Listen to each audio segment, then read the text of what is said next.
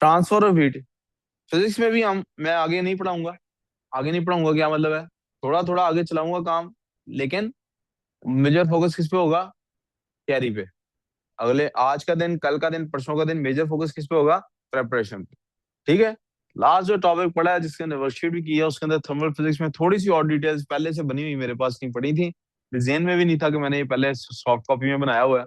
होता तो शायद पहले ये वाला देता। तो मैंने इसको अभी डिटेल में पढ़ा भी नहीं। मुझे नजर आ गया फाइल बनी हुई एक पड़ी हुई मैंने कहा चलो बच्चे से शेयर कर लेता हूँ, करेक्शन होगी अभी इसके अंदर कर लेंगे। ठीक है।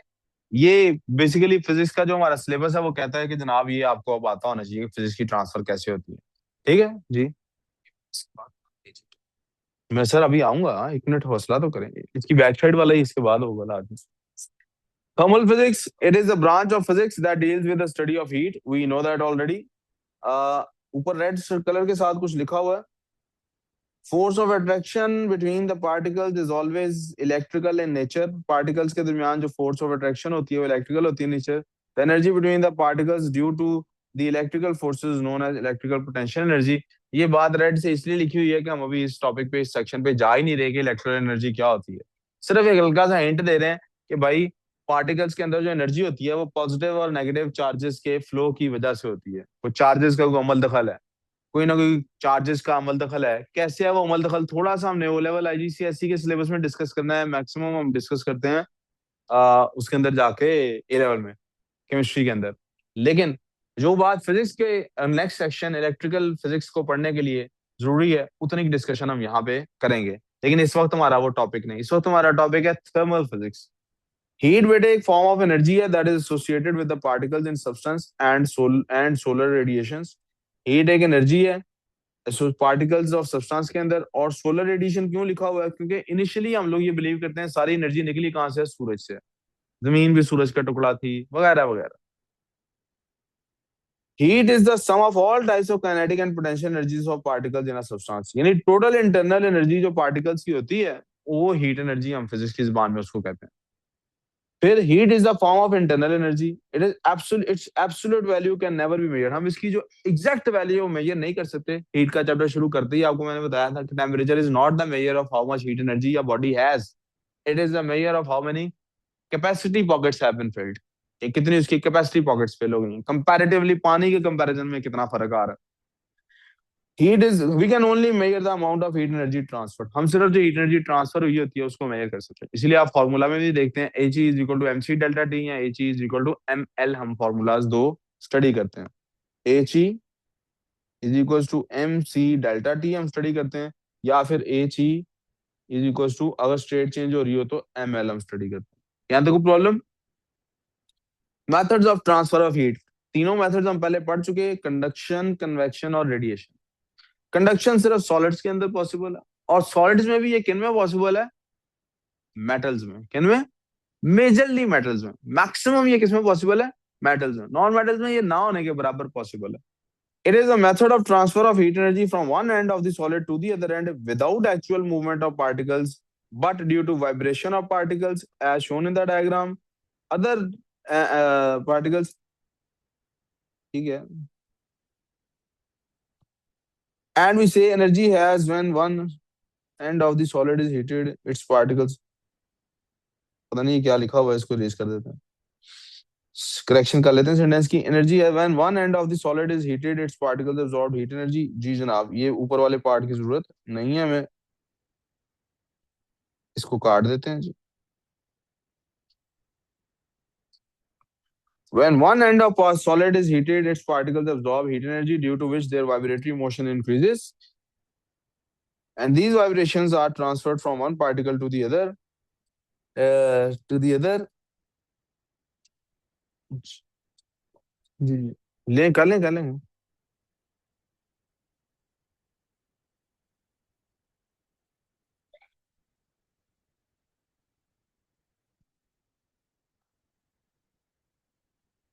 यहां से ये लाइन भी काट दें, बल्कि मुझे लगता है यही गलती हुई है। एंड भी से पता लग गया जी मुझे क्या गलती थी। ये जो लाइन है असल में, ये वाली जो लाइन है बेटे, ये वाली लाइन ये असल में यहाँ पे नहीं आनी थी, ये असल में आनी थी यहाँ पे। तो हम ऐसा करते हैं कि हम इस सारी को इरेज करते हैं लाइन को, और नीचे सिर्फ करेक्शन के लिए इतना ही काफी है कि हम यहां से ये लाइन खत्म कर दें,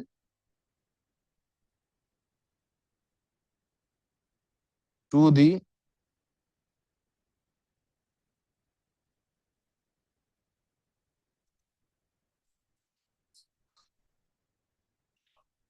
बस ये आपका सेंटेंस ठीक हो गया, to the other, L during temperature change होता क्या है, एम सी डेल्टा टी होता है जनाब। ये डेल्टा और टी आपस में एक दूसरे के ऊपर आ गए, मैं इनको रीड्रॉ कर देता हूँ।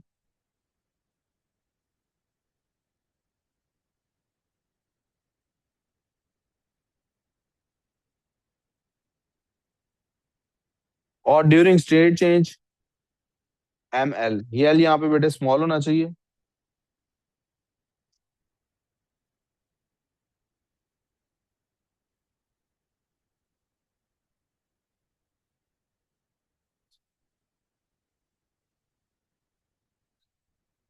एल,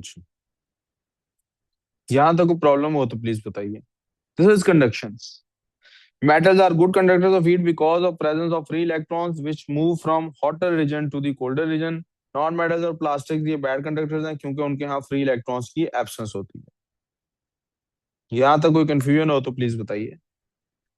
फिर आ जाते हैं कन्वेक्शन की तरफ। ये लिक्विड्स और गैसेस दोनों के अंदर होती है। It is a method of transfer of heat energy in a fluid from one end to the other by actual movement of particles through convectional current that occurs due to density difference. Density difference की वजह से ये होता रहता है। क्या होता है, आप हीट अप करते हैं तो वॉल्यूम बढ़ता है, वॉल्यूम बढ़ता है तो डेंसिटी कम हो जाती है, डेंसिटी कम होती है तो ऑब्जेक्ट को ऊपर मूव करना है और हायर डेंसिटी वाले को नीचे आना है। जब ये नीचे आएगा तो फिर से वो हीट अप हो जाएगा, तब तक ऊपर वाला ठंडा हो गया होगा और ये एक कन्वेक्शनल करंट बन जाता है। साइड पे हो हीट एनर्जी तो उसकी एरोज ऐसे बनी होंगी, दरमियान में हो तो कुछ इस तरह से एरोज बनी होंगी। When we heat a liquid और a gas the particles directly in contact with heat absorb heat energy, ये अब्सॉर्ब करते हैं हीट एनर्जी को। This increases their temperature hence they expand, वो एक्सपैंड करते हैं, वॉल्यूम क्योंकि डायरेक्टली रिलेशन है टेम्परेचर के साथ। और डेंसिटी जो होती है उनकी इसलिए डिक्रीज कर जाती है क्योंकि वॉल्यूम इंक्रीज करेगा तो डेंसिटी डिक्रीज करेगी। वॉल्यूम क्या वी कैपिटल होना चाहिए। Resultantly they become lighter and rise upwards, ठीक है जी। और to take their place colder particles ऊपर से नीचे आते हैं to the bottom and undergo the similar process, यही होता है और इससे कन्वेक्शन करंट बन जाता है। Hence transfer of heat energy through out the liquid start हो जाता है। अब आ जाते हैं बेटे रेडिएशन की तरफ। It is a method of transfer of heat energy from one point two the other, ये हमेशा वैक्यूम के अंदर होती है। If I am not wrong vacuum में डबल सी होता है शायद, ये सिंगल सी होता है वैक्यूम में, चेक करें। डबल सी होता है वैक्यूम, सिंगल सी के साथ भी लिखा हुआ है जी, सिंगल सी भी है। वैक्यूम स्पेलिंग्स कहीं वो चक्कर तो नहीं है, अमेरिकन और ब्रिटिश स्पेलिंग्स वाला।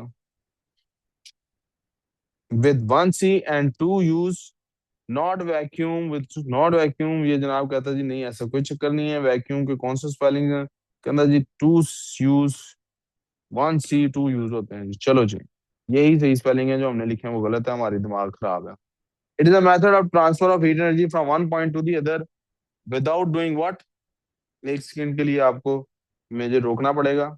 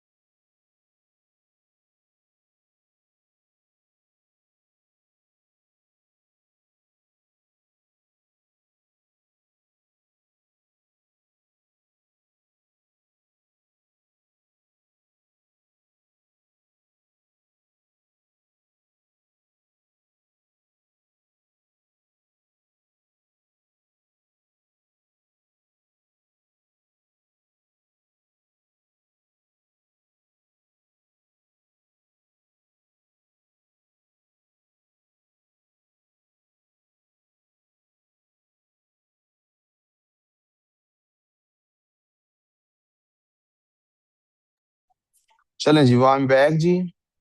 अच्छा जी। तो एक मेथड एक पॉइंट से दूसरे पॉइंट तक जाती है, लेकिन ये वैक्यूम में से गुजर के आती है, इसलिए इसको रेडिएशन कहते हैं। इसको कहते हैं। अच्छा जी। इनको कोई मीडियम नहीं चाहिए होता मूवमेंट के लिए। हीट एनर्जी को मूवमेंट के लिए कोई मीडियम। इसकी बेसिक एग्जांपल है सूरज से जमीन तक। अच्छा, इलेक्ट्रोमैग्नेटिक स्पेक्ट्रम से क्या मुराद है? बेटे, मुख्तलिफ किस्म की हीट एनर्जी मुख्तलिफ किस्म की फ्रीक्वेंसी के साथ, वेवलेंथ के साथ ट्रेवल करती है। जब मुख्तलिफ किस्म के साथ ट्रेवल करती है तो सारी हमारे लिए विजिबल नहीं होती, सारी हमारे लिए विजिबल। ये हमारा फिजिक्स का एक प्रॉपर सेक्शन है, वेव्स नाम का। उस सेक्शन को भी हमने डिटेल में स्टडी करेंगे, लेकिन यहाँ उसका इतना ओवरलैपिंग हो रही है क्योंकि जो रेडिएशन के थ्रू एनर्जी आती है वो भी चूंकि वेव फॉर्म में आती है, इसलिए थोड़ी सी उसके तस्करे की जरूरत हमें यहाँ पे पड़ रही है। कितना तस्करा हमें करना है? जितना यहाँ पे मैंने कर दिया है, फिलहाल इतना ही आपको पता होना चाहिए। तीन कैटेगरीज हमने बनाई हुई है इसकी, बेसिक कैटेगरीज। और वो कैटेगरीज कौन कौन सी हैं? अल्ट्रावायलेट, अल्ट्रावायलेट, इंफ्रारेड और विजिबल। तीन बेसिक कैटेगरीज हैं। वेब गायर से आप याद रखते हैं विजिबल लाइट को, violet, indigo, blue, green, yellow, orange and red. ये रोशनी वो है जो आपको नजर आती है, जो मिलके व्हाइट लाइट बन जाती है। अब ये अल्ट्रा वायलेट क्या होती है? जिसकी वेवलेंथ वायलेट से ज्यादा हो जाएगी। यानी इस हर कलर की एक डिफरेंट वेवलेंथ होती है, हर कलर की डिफरेंट। जिसकी वायलेट से ज्यादा हो जाएगी वो अल्ट्रा वायलेट कहलाएगी। जिसकी रेड से भी कम हो जाएगी वो इंफ्रारेड कहलाएगी। यहाँ तक को प्रॉब्लम? यहाँ को वेवलेंथ और फ्रीक्वेंसीज के को मामला आता है। ये हम इंशाल्लाह बेस वाले सेक्शन में पढ़ेंगे। ये बेसिक तीन कैटेगरीज हैं, को प्रॉब्लम? अब इन कैटेगरीज में जब आप इंफ्रारेड में चले जाते हैं तो आगे सब कैटेगराइज किया हुआ है कि इंफ्रारेड के आगे चले गए हम माइक्रो की तरफ। माइक्रोवेव्स कोई वेव्स होती हैं, ये वो वाली वेव्स हैं जो इस्तेमाल करते हैं हम किसके लिए? आपके माइक्रोवेव ओवन के लिए। ठीक है। और फिर उसके बाद रेडियो वेव्स, जिसपे आपका सिग्नल रेडियो का ट्रेवल करता है। और फिर इसी तरह से अल्ट्रा वायलेट के अंदर,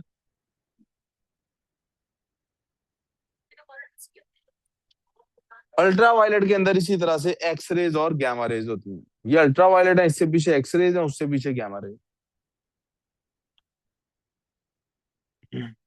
अब आ जाते हैं एग्जांपल्स ऑफ कन्वेक्शनल करंट की। हीटर हमारे पास हमेशा हम इसीलिए नीचे इंस्टॉल करते हैं तो इनके नीचे से हवा ने गर्म होकर ऊपर जाना होता है। एसी हम ऊपर इंस्टॉल करते हैं क्योंकि ठंडी हवा ने नीचे आना होता है। अब आप कहेंगे सर हमारा इन्वर्टर भी तो है। इन्वर्टर तो ऊपर ही लगा होता है। इन्वर्टर तो इसीलिए इन्वर्टर जब चलता है ब्लोअर चलता है, वो गर्म हवा को नीचे को जबरदस्ती फेंक, वो गर्म हवा को नीचे को।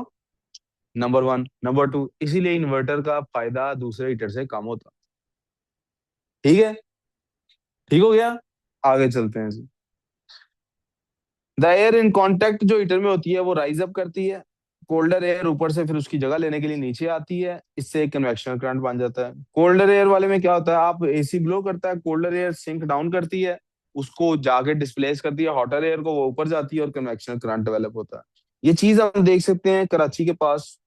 जहां जहां भी बेटे पानी वाले इलाके होते हैं, नहरी इलाके मिसाल के तौर पे होते हैं, वहां पे भी इसका असर थोड़ा सा नजर आता है, लेकिन बहुत ज्यादा असर आपको समंदर के पास आता है। कराची में टेम्परेचर की रेंज बहुत कम है। आपको पता है इस्लामाबाद में, पिंडी में, मरी में, और जो भी इस तरह के इलाके हैं, यहाँ टेम्परेचर में पिंडी इस्लामाबाद की मिसाल इसलिए लेने लगा हूँ, या मुझे सेंट्रल पंजाब की मिसाल ले लेनी चाहिए। यहाँ पे सर्दियों में टेम्परेचर लाहौर वगैरह में माइनस को टच करने लग जाता है, जीरो तक तो चला जाता है ना। 0 से 4 तक टेम्परेचर आ जाता है ना। गर्मियों में 40 क्रॉस करता है कि नहीं करता? कराची में ना सर्दियों में इतनी नीचे टेम्परेचर जाता है कि सिंगल डिजिट में आए, यानी 10 से ऊपर ही रहता है। इनफैक्ट 20 से भी ऊपर ही रहता है, लेकिन 20 से नीचे आ भी जाता है, 15 तक चला जाता है। और ना गर्मियों में टेम्परेचर इतना हाई होता है कि वो 50 क्रॉस कर जाए। ठीक है, यानी एक बहुत रेयर फिनोमिनॉन होता है कि कराची में, मैं एवरेज की बात कर रहा हूँ, दोपहर, सख्त दोपहर का ठंडी रात से कंपैरिजन नहीं कर रहा, एवरेज दिन के टेम्परेचर की बात कर रहा हूँ। दिन का जो एवरेज टेम्परेचर है वो कराची में कभी भी 40 से बहुत कम क्रॉस करता है। तो एक कम रेंज है। क्यों ऐसा होता है? पानी की वजह से। समंदर है पास, समंदर की हीट कैपेसिटी बहुत ज्यादा होती है, पानी की हीट कैपेसिटी बहुत ज्यादा होती है। पानी को बहुत ज्यादा हीट एनर्जी चाहिए होती है अपना टेम्परेचर चेंज करने के लिए। लैंड को इतनी ज्यादा नहीं चाहिए होती है। तो जब लैंड पे टेम्परेचर बढ़ जाता है तो पानी वाली जो हवा, जो समुद्र के ऊपर की हवा है, वो तो ठंडी होती है, वो उसको एब्जॉर्ब करना शुरू कर देती है। और जो समुद्र, इसी तरह जब लैंड का टेम्परेचर गिर भी जल्दी जाता है तो पानी समुद्र के ऊपर वाली हवा का टेम्परेचर अभी नहीं गिरा होता, तो एक कन्वेक्शनल करंट डेवलप होता है सर्दियों में और गर्मियों में। इसको हम लैंड ब्रीज और सी ब्रीज, बचपन में ज्योग्राफी में आपने पढ़ा भी होगा शायद। आप देखें, जो सी है, breeze blows during the day time. दिन में क्या होता है, पानी का टेम्परेचर नहीं इतना फर्क पड़ा होता, लैंड बहुत जल्दी गर्म हो गया होता, तो सी ब्रीज आती है, वो डिस्प्लेस करती है लैंड ब्रीज को। और इसी तरह से जब गर्मी होती है, शाम का वक्त देख लें, जब ठंड ठंड पड़ जाती है, तो फिर क्या होता है, पानी का टेम्परेचर, पानी के ऊपर का टेम्परेचर भी कम नहीं हुआ होता बहुत ज्यादा, तो एक कन्वेक्शनल करंट डेवलप हो जाता है। ठीक है जी। यही आप कन्वेक्शनल करंट देख सकते हैं, वेंटिलेशन में हम इस्तेमाल करते हैं। अर्थ अबव द माइनिंग में हम क्या करते हैं, अर्थ सरफेस है, अर्थ अबव द माइन है, हम क्या करते हैं, जब माइनिंग हो रही होती है जगह जगह पे हम इस तरह से होल्स बनाते हैं, ताकि एक तरफ से ठंडी हवा फ्रेश जाती जाए और उधर से बुरी गर्म हवा ऊपर आती है। आप लोगों ने गाड़ी में ट्रेवल किया होगा, फर्ज करें आप लोग गाड़ी में ट्रेवल कर रहे हैं, चार लोग बैठे हुए हैं, ड्राइवर सिर्फ अपनी विंडो थोड़ी सी नीचे करता है, ठंडी हवा आती है ना अंदर, बाकी सबकी विंडो ऊपर है। लेकिन अब जरा इसको कंपेयर करना है किससे, कि चारों में से कोई, बाकी तीनों में से कोई एक और बंदा अपनी विंडो थोड़ी सी नीचे कर ले, अब क्या होगा, ज्यादा हो जाएगा ना, क्योंकि अब क्रॉसिंग हो रही है, अब गर्म हवा को बाहर निकलने, पहले एक ही ओपनिंग से दोनों काम हो रहे हैं। तो यहाँ पर आपको यही चीज देखने को मिल रही है। ठीक है बेटे, वेंटिलेशन इसीलिए हम फर्नेसेस के साथ भी करते हैं। अब आ जाते हैं बेटे हीट रेडिएशन की तरफ। ये कौन सा पार्ट आ गया हमारा, डल ब्लैक वाला और व्हाइट सरफेस वाला। जो डल ब्लैक सरफेस होते हैं वो गुड एब्जॉर्बर भी होते हैं हीट रेडिएशन के, और शाइनी व्हाइट जो होते हैं वो बैड एब्जॉर्बर होते हैं। आपने एक्सपेरिमेंट करना है, आप दो आइडेंटिकल मेटल प्लेट्स ले लें, उनका मैथ सेम हो, उनकी डायमेंशन सेम हो, उनका सरफेस एरिया सेम हो, एक को व्हाइट पेंट कर दें, दूसरे को ब्लैक पेंट कर दें, इन्हें आप जोड़ दें आपस में कॉर्क्स के साथ। कॉर्क समझते हैं ना, वो बॉटल के ऊपर लगा होता है, वो वाइन की बॉटल के ऊपर कॉर्क जिससे लगाते हैं। Using the same amount of wax, wax के साथ आप लगा दें। वैक्स क्यों लगाई हुई है, कॉर्क आपको बताएगा कि गिरने लगा है कि नहीं, वैक्स पिघलेगी तो। दोनों तरफ आपने वैक्स के साथ कॉर्क लगा दी है, सेम अमाउंट ऑफ वैक्स लगा दी है। अब कैंडल सामने रख दें जनाब, आप देखें, इधर कॉर्क और वो लगी हुई है वैक्स, यहाँ कॉर्क और वैक्स दरमियान में इक्वल डिस्टेंस पे लैंप चल रहा है, दोनों तरफ इक्वल अमाउंट ऑफ एनर्जी जा रही है। यस, ये पहले नीचे गिरेगा। क्यों, क्योंकि इसने अब्जॉर्ब भी ज्यादा जल्दी करनी है और रिलीज भी, इसने अब्जॉर्ब भी लेट करनी है और रिलीज भी। कोई कंफ्यूजन, ऑब्जर्वेशन क्या हुई कि जल्दी अब्जॉर्ब कर लेता है। इसी तरह आप इसकी एमिशंस की भी देख सकते हैं, डल ब्लैक सरफेसेस ज्यादा अच्छे एमिटर्स होते हैं। आप क्या करें, एक थर्मल रेडिएशन डिटेक्टर रख लें सामने, फिर ब्लैक सरफेस सामने रखें, हाई रीडिंग देगा आपको, व्हाइट सरफेस सामने रखें, लोअर रीडिंग देगा। इससे साबित होता है, यानी आप मैट ब्लैक वाला फेस उसके आगे करेंगे, उसकी रीडिंग हाई हो जाएगी। मिनरल, ये ब्लैक सर्विस उसके सामने करेंगे, उसकी रीडिंग हाई हो जाएगी, व्हाइट सर्विस करेंगे, उसकी रीडिंग कम हो जाएगी। तीसरी चीज बेटा, वैक्यूम जो होता है वो एक इंसुलेटर होता है। हमारे फ्लास्क के अंदर, मैंने कल भी क्लास में जिक्र किया था, हम क्या करते हैं, वैक्यूम क्रिएट कर देते हैं। आप अंदर शाइनी सिल्वर कोटिंग अंदर कर दी हमने, shiny silver coating, white surface हो गया, ये गैप है, इसमें से एयर निकाल दी। क्यों ये किया हमने, इससे क्या होता है, हीट लॉस रिड्यूस हो जाता है। इवेपोरेशन, सॉरी, इवेपोरेशन कूलिंग कराती है जब वो खुला होता है उसका ढक्कन, लेकिन क्या होता है बेटे, हमारे पास ड्यू टू वैक्यूम कोई कंडक्शन या कन्वेक्शन लूज नहीं कराती। इसलिए थर्मस के अंदर पानी आहिस्ता आहिस्ता ठंडा तो होता है अगर आपने गर्म पानी डाला है, लेकिन वो बहुत स्लोली ठंडा होता है, बहुत टाइम लग जाता है और आखिर में ये एक एक्सपेरिमेंट, इस एक्सपेरिमेंट से रिलेटेड लास्ट वर्कशीट में एक सवाल भी था। क्या एक्सपेरिमेंट है, पानी अच्छा कंडक्टर है कि नहीं, पानी अच्छा कंडक्टर है या, आप एक काम करें ना, पानी में नीचे आइस रखें, आइस तो ऊपर आ जाती है फ्लोट करके, यहाँ पे आप कोई मेटल गॉस किसी चीज से इसको रोक दें, यहाँ पे पानी को हीटअप करें, और इसके कंपैरिजन में आप यहाँ से पानी को गर्म करें, यहाँ हीटर लगा के देख लें, आपको डिफरेंस पता लग जाता है कि कब वो ज्यादा जल्दी डिसॉल्व हो जाती है ice. Take a test tube, apparatus कहते हैं उस सामान को, the things we need for an experiment. apparatus क्या होता है, the things we need for experiment, यानी जो आग हम जला रहे हैं वो आग भी अपरेटस का हिस्सा है। बर्नर जो हम यूज कर रहे हैं कैंडल, वो भी हमारा अपरेटस का हिस्सा। टेक अ टेस्ट ट्यूब, शीशे की लें, इसको 2/3 पानी से भर लें, आइस क्यूब डाल दें, टेस्ट ट्यूब को आप अपर एंड पे हीट अप करना शुरू करें। वाटर एट द टॉप जो है टेस्ट ट्यूब वो स्टार्ट कर देगा बॉइलिंग, लेकिन नीचे जो आइस है वो मेल्ट नहीं हुई होगी अभी। कैसी मजेदारी की बात है कि जो वाटर है उसने बॉयल करना शुरू कर दिया ऊपर से, बुलबुले आपको नजर आ रहे हैं, एफरवेसेंस हो रही है, स्टीम निकल रही बाहर, लेकिन ये आइस नहीं मेल्ट हुई। कैसा अजीब पानी है, ऊपर से गर्म भी है और नीचे से। गिलगित गए कभी आप ऐसे कोई हुंजा वगैरह? वहां पे दरियाई गिलगित है, बड़ा ठंडा पानी होता है उसमें, तो खड़ा नहीं हो जाता। लेकिन दरियाई गिलगित के अंदर ही बाहर जगह भी आप देखें गर्म पानी होगा, यानी उसी दरियाई गिलगित में कुछ स्पॉट्स ऐसे हैं जहाँ से गर्म पानी निकल रहा होता है। मिक्स होके सारा ठंडा क्यों नहीं हो जाता? बिकॉज पानी इज अ बैड कंडक्टर। आप वो गर्म पानी से, ठंडे पानी से भी वजू नहीं होता, गर्म से भी वजू नहीं होता, बड़ी मुश्किल होती है। ठीक है। Conclusion, water is a bad conductor of heat. Reason क्या है इसकी? अगर वाटर गुड कंडक्टर होता तो भाई ऊपर से नीचे कोई कंडक्शन के जरिए से जाता ना। सॉरी फाहद, यार ये फाहद, ये पकड़ो यार, मेरी क्लास में इसकी कॉलें आई जा रही, पकड़ो, ये कौन है, इसको वही बात। What happens in the following arrangement? अच्छा sorry, since water is a liquid not solid, it cannot transform heat through vibration। Vibration के जरिए तो ये कर ही नहीं सकता, वाइब्रेशन के जरिए तो ये बिल्कुल ही कर नहीं सकता। In this arrangement even convection does not take place. Convection क्यों नहीं हो रही? क्योंकि पानी जो गर्म वाला है उसकी तो डेंसिटी कम होनी, उसने ऊपर ही जाना, उसने नीचे थोड़ी जाना। गर्म पानी ने ऊपर ही जाना ना बेटे, नीचे थोड़ी जाना। हाँ, यहाँ पे ऐसी पॉसिबिलिटी है कि कन्वेक्शन के जरिए से हीट ट्रांसफर हो, क्योंकि गर्म पानी हो रहा है ना, इसने किधर जाना है? ऊपर जाना है, इसने किधर जाना है? तो ठंडा पानी उसकी जगह लेगा ना आगे, कन्वेक्शन करंट डेवलप होगा। यहाँ सारा पानी गर्म हो सकता है, बॉइलिंग से पहले पहले पहले आइस मेल्ट हो जाएगी। What happens in the following arrangement? Ice starts melting much before boiling. इसमें तो बॉइलिंग से बहुत पहले ही आइस मेल्ट होना शुरू हो जाएगी। We good? कोई confusion? That's all for physics की जो मैंने आगे टॉपिक में डिस्कशन करनी थी। That's all for that. जी बेटे, मैं इसको ग्रुप में भेज दूं जल्दी से, और अब इसकी रिवीजन की तरफ आता हूँ।